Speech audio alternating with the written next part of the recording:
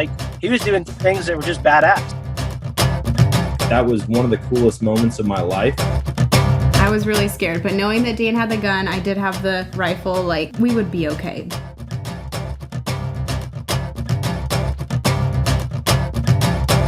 All right, guys, welcome to today's show. And on the show with me today, I've got my buddy Josh. And Josh and I actually connected through the podcast. He reached out. He's like, hey, dude, if you're ever in Eau Claire, hit me up, man. I'm a podcast listener. And I was like, actually, I'm going to be there in a week and a half. And so went to his family's property, checked out their cabin, hung out with him and a buddy of his for a little while. And yeah, that's how we got to know each other. So I think that was probably the first, like, straight from the podcast friendship that I've made, not just like a guest on the show, but I actually got to come and hang out for a bit. So, Josh, welcome to the show. Yeah, thanks, man. Thanks for having me. Yeah. So, why don't you start out by telling the listeners a little bit about yourself, maybe where you're from, how you got into like outdoor activities, hunting, fishing, all that stuff. Okay. Yeah. So my name's Josh. I'm from Eau Claire, Wisconsin. I've been living here my whole life. My grandparents have property down in Buffalo County in Wisconsin. We have a few hundred acres that we hunt, and we also have an outfitter down there too for bow season. I didn't really get into hunting probably till I was like a freshman in high school. Basketball was kind of my style growing up. My dad always had me playing, and I really liked that. And then all of a sudden it just kind of switched over, and my grandpa's like, you need to come down to the cabin this weekend and hang out. Because like growing up, every gun season we'd always have all the girls stay at the farm and all the guys would go back to the cabin, hang out, hunt, do all that fun stuff. And then what we would do is every Saturday night and Sunday night, we'd go back to the cabin and see what they shot, and kind of just go back there and hear their stories, which was pretty cool. But then, excuse me. But then one day my grandpa was just kind of like, you need to come back here and stay back here. And I was like, all right. So I was probably 7th grade when that happened. And so I stayed back there with him, and I just had so much fun listening to all the stories. And I'm like, man, I kind of want to have, a few stories of my own like theirs. And that's just kind of all it hit me at once. Yeah, dude. I like the whole culture built around deer season in Wisconsin, because it's so much more than like going and sitting in the woods with a rifle. The traditions that happen right before, right after, joining a big buck pool, throwing $10 in, hoping that you shoot the biggest one. Or I really miss actually going and taking your deer to the local gas station or check station. For us, it was a corner store, like a couple miles down the road from where we hunted. And they kind of did away with that, because you used to have to check your deer in person, throw a tag on it. And now it's all electronic. And I'm like, man, I bet you businesses, whether it's a bar or a restaurant, they could make a killing if they just advertise like, hey, we do a check-in. I know it's not required, but you can come here, show off your deer, hear the stories, look in the truck beds of everybody else. So the tradition, I mean, the fact that you got to grow up with that Wisconsin rifle tradition as well, that's pretty awesome. Yeah. Yeah, that was probably one of my favorite parts growing up. So we would always go every Saturday. Someone in our group would always shoot a decent sized buck down there, and it would always be like, all right, who's driving? Throw it in the bed of the truck and let's go down to the local watering hole, like in Nelson there. And we'd just be, my grandpa and I would be sitting at the bar, and he'd be drinking, and I'd have a few Mountain Dews because I was like 12 at the time. And we'd sit there with the deer in the back of the truck, and then we'd wait for other people to show up, and then we'd go out there. And my grandpa, it's a small town of about 400 people where we are, so everybody knows everybody down there. So we'd wait till people would pull up, and then we'd go outside and swap stories on what they saw and how he shot that and how we shot this. So that was probably one of the coolest parts of the growing up there too, was just going and seeing everybody. But like you said, it kind of sucks because you'll have to do everything online now. Yeah. Like we don't really leave the cabin now. So, I mean, the cabin's pretty sweet, so I wouldn't complain too much about that. But yeah. how long has your family had that land? Because I mean, I know you said they've got a farm right down the street from it. You guys actually turned, what was it, a grain shed into a Yeah. cabin? Yep. An old granary, and we restored that into a fully functional cabin, like way back when. But my grandpa on top of that bluff there, he's been living there his whole life. My great grandpa has land probably a quarter mile down the road from where that cabin is. So my grandpa grew up there his whole life on about 60 acres right next to where our cabin is. So then when he was old enough, he bought about, I think it's about 190 where the cabin is. Okay. And then he bought a few more 100 acres where the home farm is. And so, I mean, we've had family there ever since my great grandpa grew up. And my grandpa at the time, he's like, what acres we're going for is probably like $800-900 an acre in Buffalo County, which is like unheard of at the time. Yeah, that's insane. Yeah. So like my grandpa was just buying everything he could. And he ended up turning that old granary bin into a really nice cabin. And I mean, our outfitter too, he's helped us quite a bit too with refurbishing all that stuff too for my grandpa. So, because he's getting up there in age where he doesn't want to deal with that stuff. Yeah. But yeah, ever since great grandpa was there, so we've kind of had that whole chunk of land ever since he was young. So What about like family? Has your whole family kind of gotten into hunting? I know for me, a lot of people are like, wait a minute, everybody in your family hunts? I'm like, yeah, everybody. Like my mom, all three of my older sisters at some point hunted. They may not actively, but they all did at one point. My dad, it's just up there. It's like passed down from generation to generation, it seems like. Yeah, so my mom was pretty big into hunting when I was growing up too. She'd always go out here and there, but like my grandpa, they had a dairy farm, they farmed and milk cows all day. And, he was like, you can't go hunting till the chores are done. So my mom would always get their stuff done. And so, but ever since I was probably 6th or 7th grade, she kind of stopped and was hanging out with the girls at the farm. But my dad has been hunting there since he was, I don't know, probably my age, I would assume, when my mom and him started dating. But my wife, I actually just got my wife into bow hunting. Nice. Her family's got land in Tilden, Wisconsin, which is like 15 minutes north of where I live. So since I can't bow hunt in Buffalo County right now because of our outfitter and stuff, I don't want to get into that, but so we go bow hunt quite a bit up on her parents' land, and her dad's big into bow hunting too. So that was really nice that they kind of let her and I kind of take over that in there. So we have a few 100 acres just in Tilden that her and I bow hunt, which is pretty fun. Yeah, that's awesome. So that's a little bit farther north than your other hunting property. What is the difference? Because I know Buffalo County is like world renowned for giant whitetail, but then you can get an hour away from that. Yeah. And it seems like the deer activity, the average deer size significantly drops off. Yeah. So I think there's a big difference. Most, like, a couple people don't think there is. Excuse me.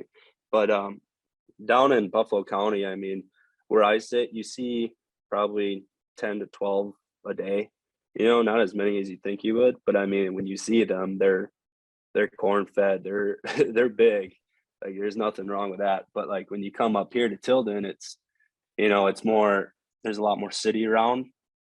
So I see when I took my wife out, probably during the rut, that end of the rut, I would say I took her out just for a few hours at night, and we saw probably 25 to 30 deer in about 3 hours. But there's nothing worth taking for me. But I mean, for her first buck, it would be perfect. But yeah, I mean, where I bow hunt up there, it's kind of like if you don't shoot it, the neighbor shoots it Yep. type deal.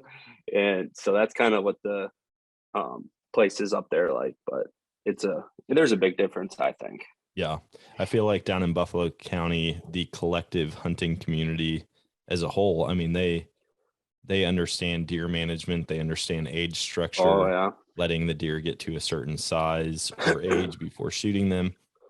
And so it's cool when you see almost an entire county that buys into a program like that, because then you can have big deer.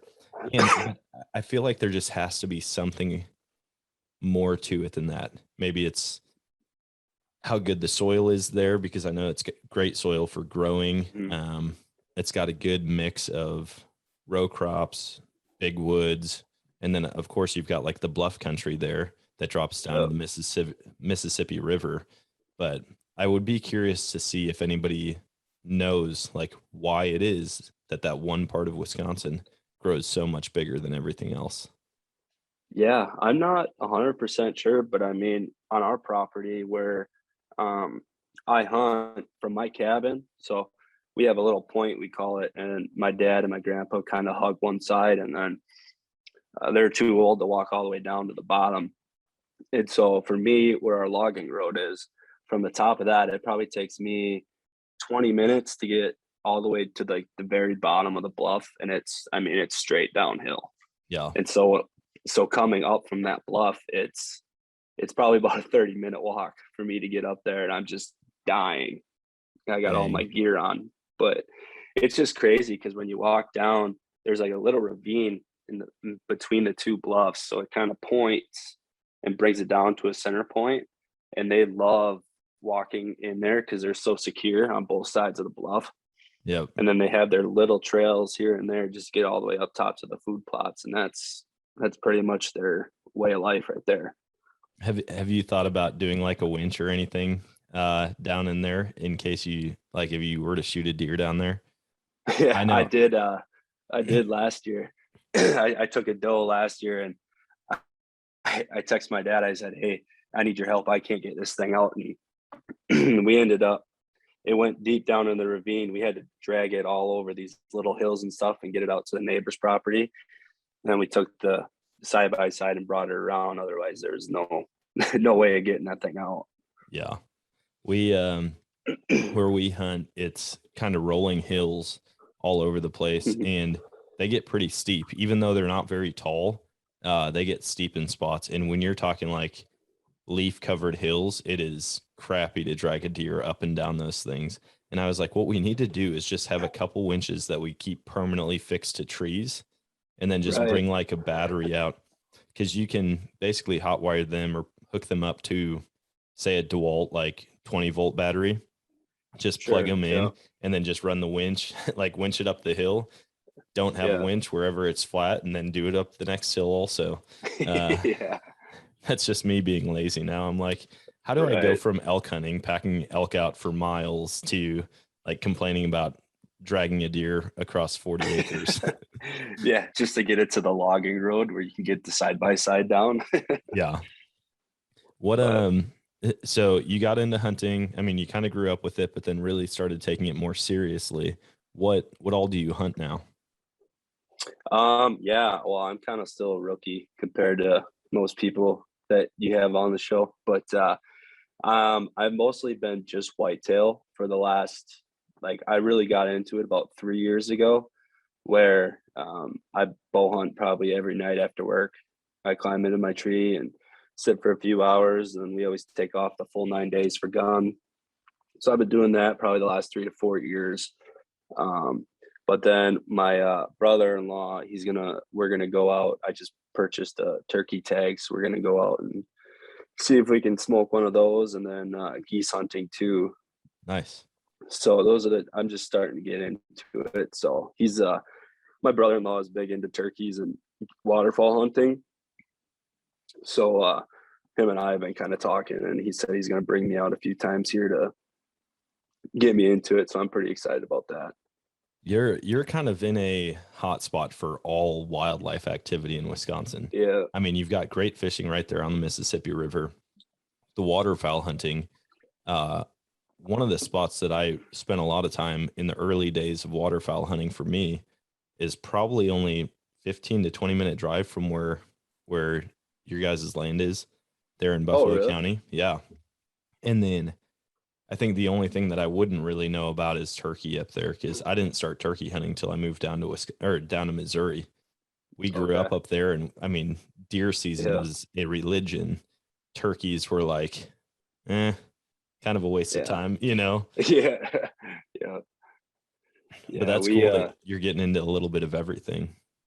Yeah, man, I'm just starting. I'm fresh, but I mean, I've always wanted to kind of get into it, and just never really had the opportunities to.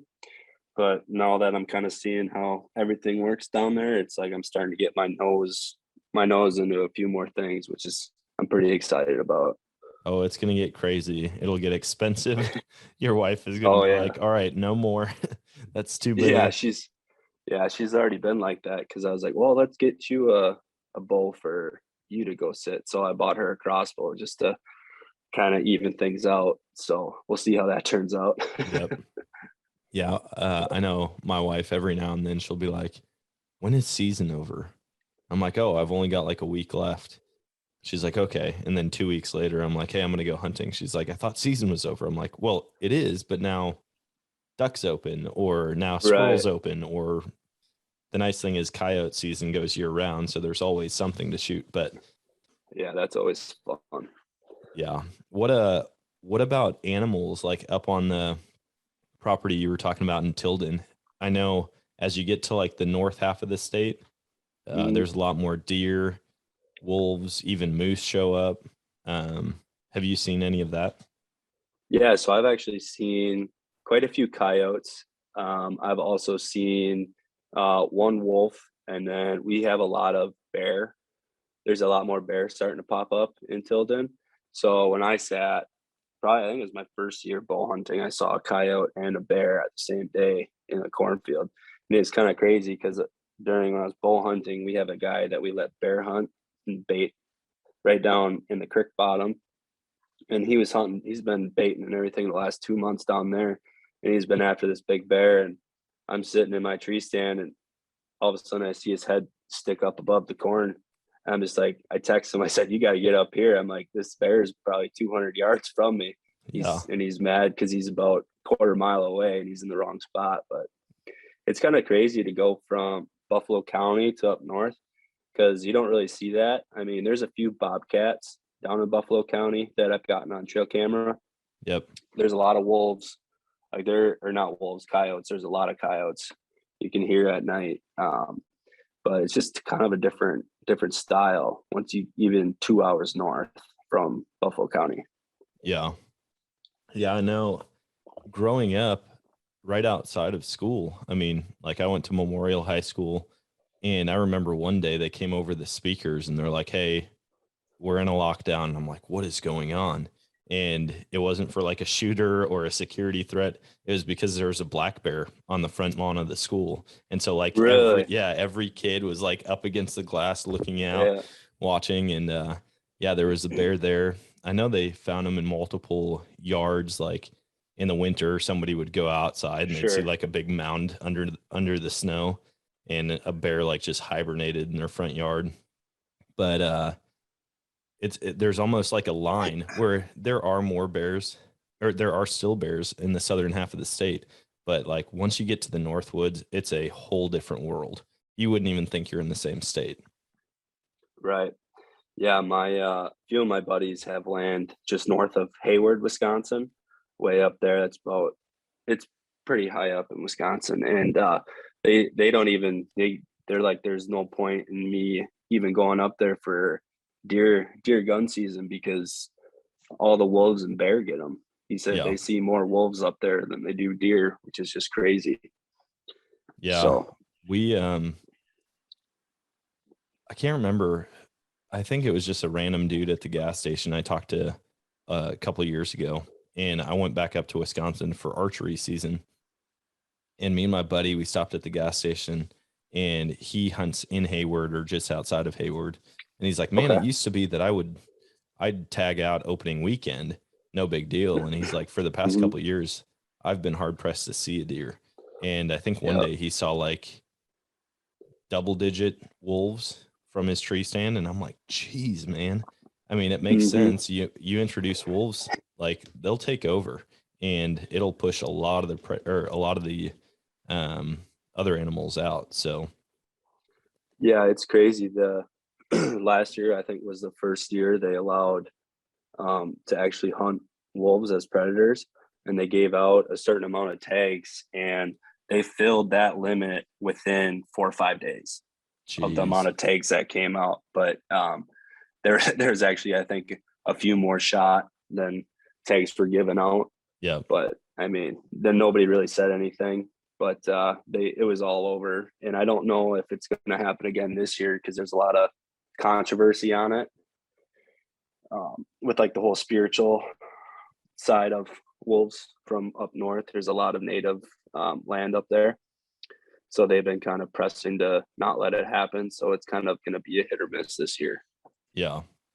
I'm curious to see how it goes. I understand that wolves they fall into that category of, the furry animals that people love, and for some reason it always seems to be predators.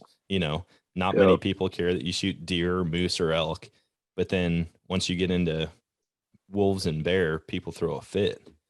And I just I don't understand that side of things, but I know that Wisconsin needs to do some serious predator management, because now the tri-state area of like upper Michigan, Wisconsin, and Minnesota, they have more wolves in that area than the greater Yellowstone ecosystem does, which is crazy to think about.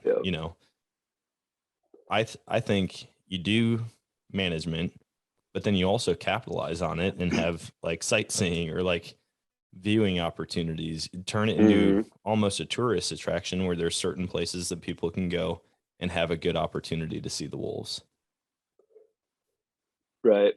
Yeah. I went snowmobiling up in the Upper Peninsula of Michigan last year, and we were riding just before sunset there at dark, heading back to the cabin. And I think we probably saw about 4 or 5 just cut across the field, probably 60 yards in front of us on the sleds. And I'm just like, this is just crazy. I mean, we're 60 yards from these big animals on a sled, and they can easily catch up to us. It's not like we're going 100 miles an hour, but it's just crazy to see that you don't know how many are actually out there. Yeah. I guess what's the crazy part. Yeah. Wisconsin's an interesting place. I mean, some people know about it from the hunting standpoint, but the amount that it has to offer, just the varying landscapes. And then obviously you get up into upper Michigan, which I wish was upper Wisconsin instead of upper Michigan. I mean, it's gorgeous up there. You can see all kinds of stuff. And the amount of, I think we probably have most of the big game species that they do in a lot of the Western states, minus grizzlies. We've got bear, mountain lion, wolves. We've got a recovering elk population. There's moose. I think there was an article when I was in high school of a moose showing up in like Elk Mound. And I was like, what the heck? Are you kidding me? I think I remember hearing about that. Yeah, somebody saw that. But it's funny because when you're in a state where people aren't used to seeing elk, you have issues like we did this year. Opening weekend, some dude shoots a bull elk during whitetail season. Yeah. And he was on social media kind of bragging about it. And this guy literally has a 6x6 open trailer, and he's hauling this thing down the interstate, and it's a huge bull moose. It's like, how do you mistake that for, it was a bull moose? Or no, sorry, a bull elk. Oh, I was going to say, I thought maybe there was another guy that shot a bull moose, because I was like, I'm pretty sure there was an elk. But yeah, he got like called in by dozens of people because he's driving down the highway with a dead bull elk in his trailer. Yeah, there was I went on the Wisconsin route report that day, and all I see were probably 4 or 5 pictures in a row of this guy driving down the interstate with an elk in the back of his bed of his truck. I'm just like, how? It blows my mind what people will do. I mean, even just shooting at anything that moves. Like, I've heard so many stories of, misidentifying an animal or not even really taking the time. They just see brown maybe through the brush. They think it's an animal. And there's people that get shot. There's pets that get shot. Obviously, there's other wildlife that get shot A lot of mistakenly. cows.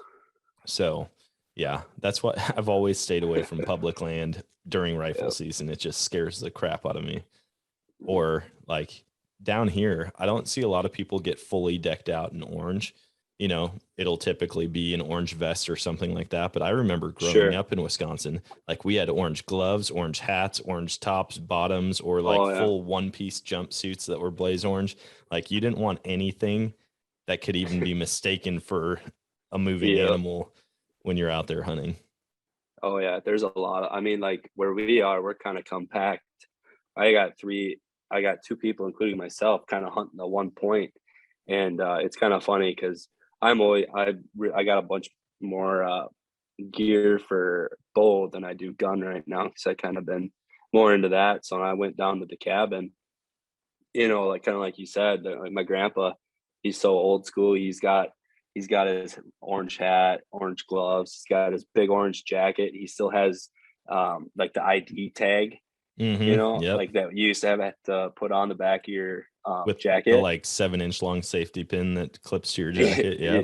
Oh yeah, he still has that on the back of his. Like he's never taken it off. So I mean, it's pretty cool to see. But I mean, it's just totally different compared to like public, you know. Yeah, man, I miss the days before all the electronic stuff. I used to love going and buying a hard copy of my license, like throwing it in my back tag. It stayed in there all season long. You walk around and, you know, they've got the neon green or yellow, whatever you see when you look at it, numbers across the back. And it's just like, all right, I'm officially hunting now. And yeah, I feel like the more they do away with that stuff, the social side of it kind of goes with it, you know, standing in line, even at the gas station, and you might be 15 you don't really feel line. a part of it. Yeah, you definitely feel more removed now. You don't really feel a part of anything.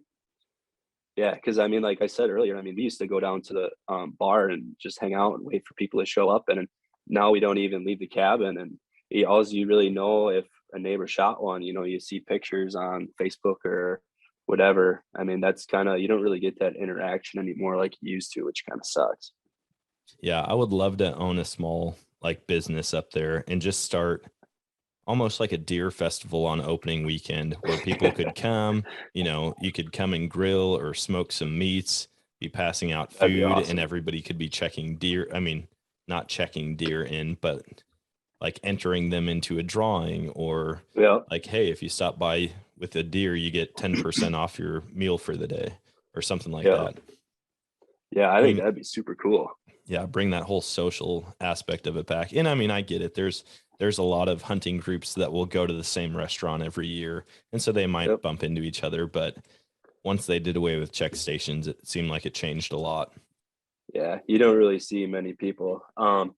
Usually that last weekend, I have a few of my buddies that come down and we hang out, and we'll all sit that whole last weekend of gun. And we went out Saturday night. We went down to a bar, and it was kind of cool to see because I brought them down to a different bar that it's more popular in Alma. And we would go, and we showed up and this place was just packed. It was so cool to see. Everyone was wearing their orange, and all my buddies were kind of like, what's going on? I'm like, this is just typical in Wisconsin, you know, because they're used to hunting up north in Wisconsin. So it's a little different. And we pulled up, and there's 3 trucks lined up, and they all had these really nice mature bucks in the back of their truck, and they're all inside hanging out. And so we went in there, and so then my buddy kind of starts talking to them. And so we went outside, and they kind of started telling us stories about them. And there's this beautiful, like 12-pointer, just huge. And he was kind of telling us the story about him. And we're just like, oh man, I was like, I missed this. Yeah. Well, it's such a part of the culture up there that I remember even in high school, like different sporting events, whether it was a big game here or there, they would have like blaze orange nights where everybody would just deck out in blaze orange. And I'm like, you couldn't do that in most states, but there are so many hunters there that like every household, if not every other, has some type of orange, and so the kids can all show up to the football game or the hockey game or whatever it is, decked out in orange. Yeah, I actually went to Memorial, played North in basketball last night. So I went to that. I was at nice. Memorial. I was at your old stomping grounds. That was pretty cool. But yeah, you see that a lot. It's like very frequent in Wisconsin, I would say. I mean, there's probably that whole week, no matter what sporting event it is, everyone's decked out in blaze orange. So it's pretty cool to see. Yeah. Yeah, I can't believe it's funny because when you reached out to me the first time, I looked you up and I'm like, wait a minute, we've got like mutual friends up there, and most people do, because Wisconsin, no matter where you are, it's not really that big. Like there's only a few places that feel like a big city, but Eau Claire is not one of those places. No. And so it was definitely cool to get in touch with you, and then you invited me out, and to see all the deer up on the wall at the cabin, to just talk about the stories and hear about what you grew up with. Because we were on the flip side, like we didn't have land of our own, but somebody let us hunt on their land. But we still have, I mean, I don't even know what it is at this point. I know we just talked about it, probably like 30 plus years on this one property. And so like getting to know it, but we haven't really done any management for deer. And so it's cool to hear about you and what you guys have been able to do on your family land. And obviously the amount of stories that come from that. What did this year look like for you guys? Did you have success down there? Yeah, we on opening morning, my cousin shot a nice 9. So we pulled that out. I kind of got taken away from the neighbor. Neighbor took my buck that I was after for 2 years. So that kind of sucked. Kind of saw the whole thing unravel. So I mean, it is what it is. You can't really, do anything about it. And Millie, sorry, my dog is jumping on me.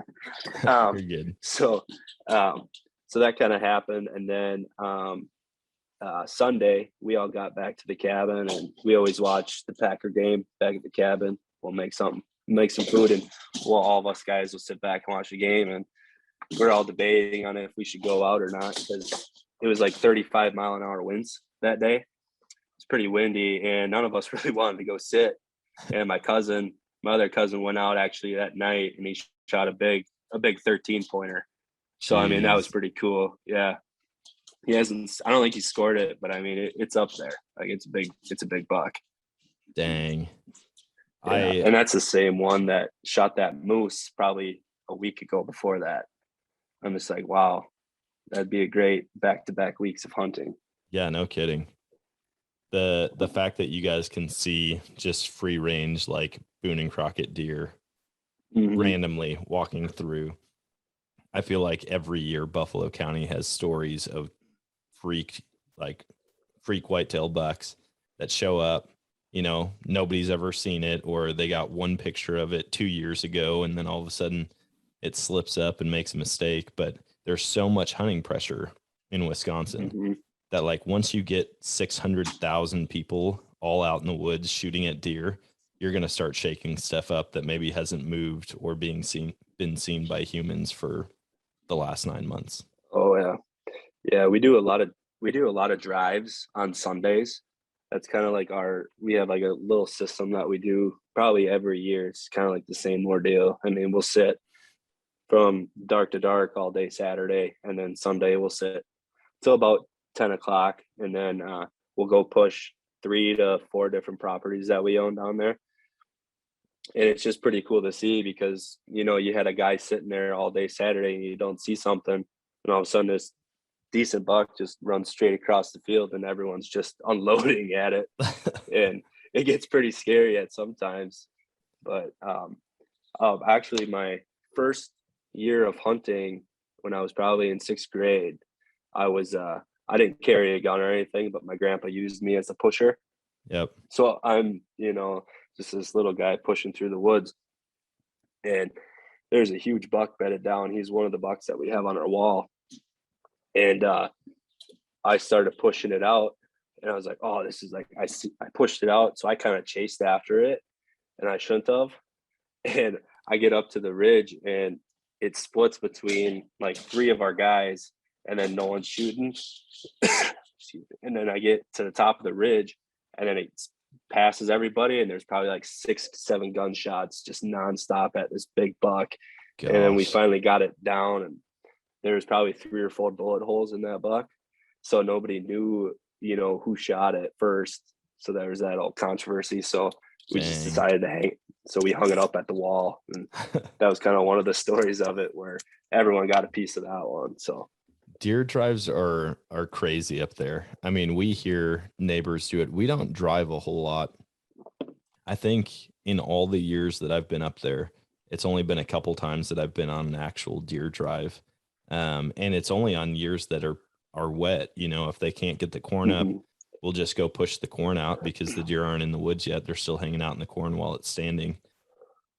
But I've heard the drives going on the neighboring properties. You just hear maybe a quarter mile away, and you can like track where the deer is based on the gunshots. And you'll just hear like 5 gunshots, then 3, then you'll hear another 7. And then the deer's just booking it across the field. And I'm like, it's such a weird way to hunt, in my opinion. I'm like, I watched a Meat Eater episode recently where they do a drive, but it's all in woods. I think where you get into the crazy, like just unloading nonstop on deer is when you're pushing woods or corn out to an open field. And the way that I watched them do it is they were just pushing woods, and the deer would just continue to move ahead of them in the woods. And so they might run for a little bit, but then they slow down and start walking again. And then you get shots at them. But my dad would share stories about unloading a 12 gauge, like no scope, just trying to shoot a deer moving at 175 yards. And I'm like, gosh, I can't imagine that. Just like sending out prayers one after the next. Yeah, that's usually how it goes at our farm. It's we have these really steep bluffs that we're pushing, and so we'd have 2-3 guys in the woods at all times pushing to guys that are in tree stands. And then we have 3 or 4 walkers on each side of the food plots, and it's just crazy. All you hear is someone yell, and the next thing you know, you hear somebody unload 3 shots, and it just comes out of nowhere. And then they'll yell, "Yep, we got him," or he got away, and then 2 seconds later, you hear 2 more gunshots go off. So it's pretty crazy. Yeah, that sounds a little Western for the way I like to hunt. It seems wild to me that any big bucks can survive year to year in Wisconsin, just with how much pressure there is. But obviously you guys have some that grow huge down there. Do you have any right now that you're kind of tracking or that you have history with? Yeah, so I do know my grandpa was after a 10-pointer that he's a young one. He's probably 2 years old right now. But I mean, he's tall. My grandpa said his G2s are, probably 9-10 inches tall. Like it's a really nice young buck. He didn't see him at all this year. And then there was another 9-pointer that we were after this fall on the other property that my grandpa saw, and he had an opportunity to shoot it, and his eyes aren't very good. So he was like, oh, I'll wait for the next, shooting lane to open, and he never came. He snuck down into the ditch, and he never saw him again. Dang. So he said he was pretty upset about that. But there's 2 really nice ones that we have. Otherwise, there's a lot of nut bucks right now, like 6-pointers running around that are, next year might be a different story with those. Yeah. I mean, down there they grow so fast, and to see even like 2-year-olds there in comparison to 2-year-olds in the North Woods of Wisconsin, or a 3-year-old, what it looks like in central Wisconsin versus down here in Missouri, like there's almost no comparison. It seems like genetically they're a year ahead, or I guess like antler size, body size. It seems like they're a year ahead of everything down here. Yeah. But man, that's awesome. I'm super pumped to come up there next year. I know this year I got a buck and a doe before I ever even came down to hang out with you, but maybe next year I'll come out and actually try to squeeze the trigger. Yeah, man, that'd be fun. We're all, like, my family, we're based off tradition. So I mean, like, we've had the same group of guys hunting that same property in the same stands for years, like before I was even born. And my grandpa has 2 of his best buddies that have been pretty much part of the family since I was born. So growing up with them, that was always fun to hear their stories. But like tradition's kind of wearing off. I'm the youngest guy there, and then the next oldest guy is my dad, at almost 50. So I mean, it's kind of wearing off. They can't get down into the bluffs as much as they can. So my grandpa's kind of starting to realize that, which kind of sucks. We had one guy wasn't able to make it. He was in the hospital with a stroke. So that was his first year he missed a gun season ever. So I mean, that was kind of tough for him, my grandpa especially. But just to see it kind of wearing off. They would always tell stories how they were out till the crack of dawn, drinking and telling stories. And then I get down there and bedtime's 8 o'clock for those guys, and then I'm sitting there just watching TV by myself. but my grandpa's kind of let me do a little more and more here and there. So I take off that whole 9 days, and after that Sunday, that whole property is just myself.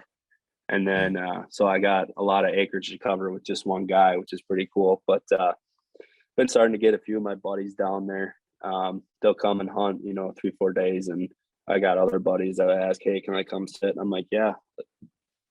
I mean, it's open arms down there for me. I'm not one to say, no, you can't come hunt with me. Cause I mean, it's just me down there. So yeah. What does management look like down there for you in terms of like crops and stuff? Are you doing any of that yet, or is the outfitter covering most of that? I actually reached out to him. I'm going to help him out this summer quite a bit, but he usually mixes it up here and there. Okay. This year was a lot of corn and beans that we did. We kind of stick to that, but he's got some alfalfa patches and different turnips and stuff too. So we mix it up on different spots every year. It just depends on what gets hit the most. Yeah. What do you have turnips out at all this year for like late season? Yep. Nice. Yep. Those are out. Those are, they're pretty big right now, which is good because my grandpa went and sat muzzle loader down there, and he saw a few smaller bucks and a few doe, but he never pulled the trigger. So we'll have a few more clients here for late bow season. So we'll see if they can't, take one or two. Yeah. Did you, well, you said you guys just got like 13 inches of snow the other day. How does that affect the deer movement? I mean, do you see a lot of deer activity even in deep snow, or do you see them kind of hunker down in low wetlands where there's a lot of cover? Like I've seen deer herds, like huge deer herds in the deep winter, and not as much out in open fields, but I'm curious what that's like where you're at. Yeah. They usually when it snows pretty bad down there, they usually stay in the woods. They don't really come out much. And I mean, it's kind of cool just to see though, because they're still moving in the woods, but they'll try and find feed inside instead of coming out to the food plots. Yep. Because the terrain down there, it's a lot harder for them to move around, especially with the snow we just got, so they're kind of laying low in there and feeding off what they can find in there. But a couple years ago, we saw quite a bit of deer movement when we got that heaping pile of snow. I think we set a record that warm winter for snow. I can't remember what it was, but it started during gun season, and we sat and we're sitting in a snowstorm, and the deer are still moving. You just got to be, in the right place. Yep. How about shed hunting? Do you guys get out and shed hunt in the spring there? Oh yeah. Yep. We actually just got a puppy a few months ago. So she's going to be going to school here in June for blood tracking and shed hunting. So that'll be really fun. Yeah. But my wife and I will go walk around, see if we can find something. But once we get her trained, I think we'll do it a lot more because it'll be more fun to do with the dog. Something get her outside and running around. So yeah, there's something about watching a dog work. I've been saying this for a long time, and I want a dog so bad. What kind of dog did you get? We have a red fox lab. Nice. Yep. So they're a darker red color. I mean, They're pretty unique. So, I mean, we got pretty lucky. She's a good dog so far. So we had a red lab growing up, and it was just totally fluke. This was before people really realized how rare they were, because I mean, even just like breeding black, yellow, and chocolate labs, you can end up with a silver lab or a red lab. And I think, if I remember right, we got this dog because the breeder was like, nobody's going to want this thing. It's red. And we had it. Its name was Rusty. We didn't do anything with it as far as like hunting goes. I remember it was on a chain in our yard, like all growing up. I mean, when we weren't there, but it would run around and play with us. And I think that was my first dog. The first pictures I've ever got with a dog was Rusty, the red lab. But that's cool, man. That's awesome. I like the different organizations that are starting to do like multi-use dogs, where you can train them for blood tracking and waterfowl hunting and shed hunting and all these different things, instead of just having like, hey, this is my shed dog, that's all it does. Right. Yeah. The place we found it does do multi different sports you can train it for. But I mean, like I said, I haven't been waterfowl hunting yet. But I mean, we're really into whitetail up here. So, I mean, that's all we do up here is whitetail hunt. So to have her blood track, it's kind of funny. I mean, we got her like 3 or 4 months ago, and she was just a puppy, and my buddies are texting me, and, you know, they're like, hey, we just shot a bow. We need a blood tracking dog. And they're like asking me if my dog could come out and blood track. I'm like, she's 2 months old and she hasn't started, you know. I mean, it's the amount of people that have reached out just to see if she would try it. You know, it's kind of crazy. But I mean, you go on, there's like lists at bars up here with, you know, dog hunting or blood tracking dogs. You know, you can call them at any time. And so, I mean, I think that'd be pretty cool. Be a fun side hobby to do with the dog, is to get out and, you know, see if she can find a few deer here and there. See, sometimes I get disappointed when I shoot a deer and I don't have to blood trail it. Like, I obviously like knowing it's down right away. Then there's no like, oh my gosh, I hope I made a good shot, this or that. But I just remember always blood tracking in Wisconsin. Like, even if you shoot a deer and it's a perfect shot, if it doesn't drop right away, the odds of you watching it until it goes down are pretty slim. I mean, I shot one at 20 yards this year and I didn't see where it died. I could hear it, but there's something about getting on the trail and just head down like, oh, here, I got blood here. Oh, there's more right there.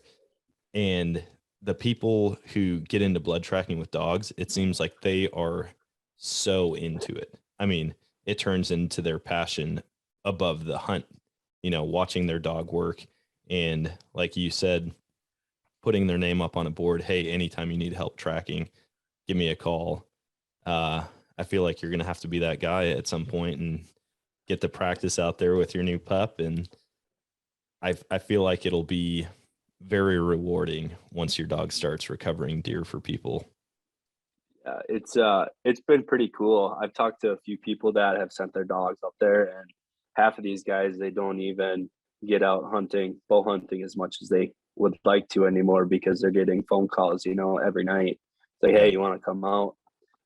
I just shot this. And he's like, he'd ask every question down to, you know, the release. And it's pretty cool. One of my best friends, him and his 2 brothers, they all shot really nice bucks on the same day, and only one of them could find it. Yeah, they all put really nice shots on, they said, and they had one dog out there that they tracked for over 900 yards. The lady had her dog track, and then the dog finally lost it. So, I mean, even with a dog tracking over 900 yards, is still not it's not a guarantee, but my buddy called me. He's like, it was probably one of the coolest things to see that dog's nose in the ground the entire time. Yep. I've been on, I think, 2 different track jobs with a dog, and both of them were before I ever even would have thought about having a dog for tracking. I think they were both in Wisconsin. One was actually down by your family property. I went out with this guy, and then we went out and sat at the edge of this cornfield. We just sat on the ground in the corn, made a little blind, like crosshatched the corn stalks on the last row. We had a small buck come through. He didn't shoot at it, but then I think one of his brothers or cousins shot one, and they just let their like farm dog go. And Oh, really? It wasn't trained, nothing, but I think they've just been like using it for years, and it'll go and find the deer. And he's like, I mean, it was like off leash, just let it run. And then they just tried to follow it, and it went straight to this deer.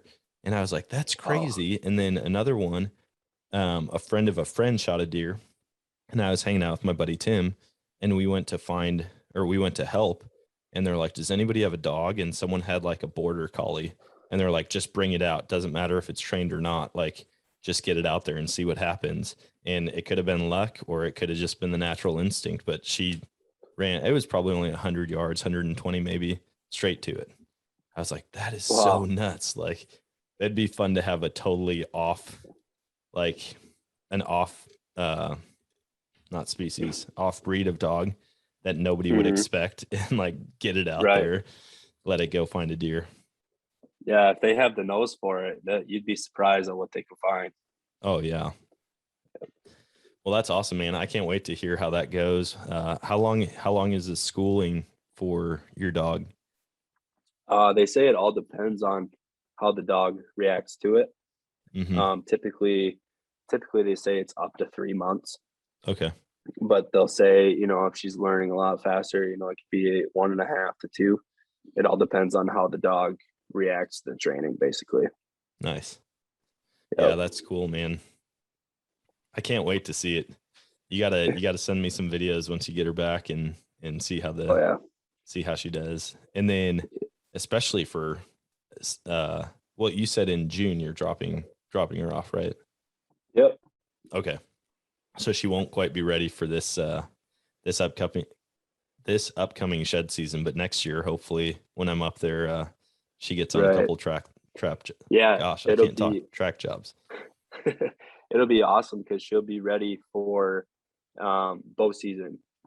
She'll come home just before the start of bow season will. So I'll probably set out a few fake track jobs in my backyard in the woods here and get her ready for it. And then hopefully we'll get a few phone calls here early bow season to see if she can actually find one.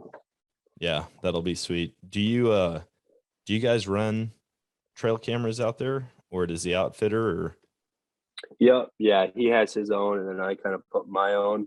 I have like 3 or 4 down south in Buffalo, and then I got 3 up in Tilden here.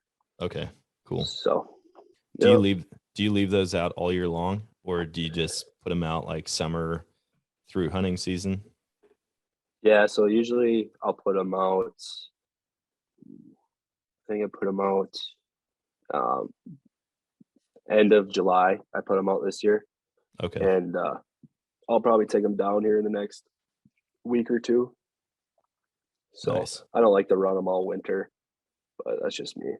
Yeah, it does some wear and tear, especially up in those climates. Down here, luckily, the winters are usually mild enough to where like it won't completely destroy a camera. But I know last year we got down into I think we had a couple days that were like -20 or something like that. I mean, there was like cow die off. I found, gosh, man, my numbers are getting all mixed up now. I think I found 3 or 4 dead cows and 2 dead calves all on the same day. Wow. And there was a ton of farmers that lost cows because, they're not used to getting down into the negative double digits. And then all of a sudden it did here, and it was bad. But I'm sure. Yeah, I like to run cameras all year long. I'm like one of those crazy guys, but I think it could just be that I like going out and being in the woods all year long. And so it gives me an excuse to go out there every week to check them and see how things usually are going. in the winters, I'm usually gone every weekend on my snowmobile anyways. Yep. So I don't really have time to go check his cameras as much as I want. But last year it was kind of crazy. I got those new Tacticams, the cellular ones. Yeah. I put a few of those out, and all of a sudden I went to go check it, and it was just gone. I didn't know where it was, and I was like, oh, somebody probably came on the property and took it, you know, type Yeah. deal. And I was looking at my phone, and all there was a big black picture. I didn't know what it was, and found it 30, 35 yards into the woods probably the next day. And there's just bite marks and claw marks. Oh So I'm thinking gosh.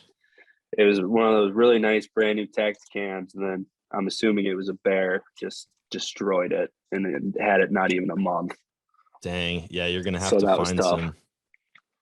You're gonna have to find some or get a couple of those bear boxes to Mhm. put them in. I wish I would have had some of those boxes. We haven't had any bears on the property where I'm at, but I moved my trail cameras around right before turkey season because I like to figure out exactly like right where they're coming out of the woods or pitching down into the fields. And I put 4 cameras out in cattle pastures on like a single cedar tree or an oak tree or a fence line.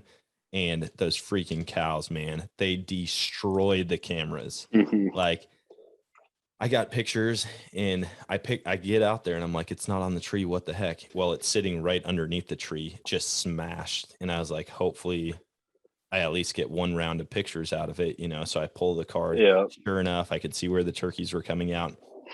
And then like less than 48 hours after I put it out, I just have this cow like peeking under the cedar branch, and then it comes right up to it. The next thing you see is it facing up, and the cow's just like on top of it looking down, and then it just gets smashed from there.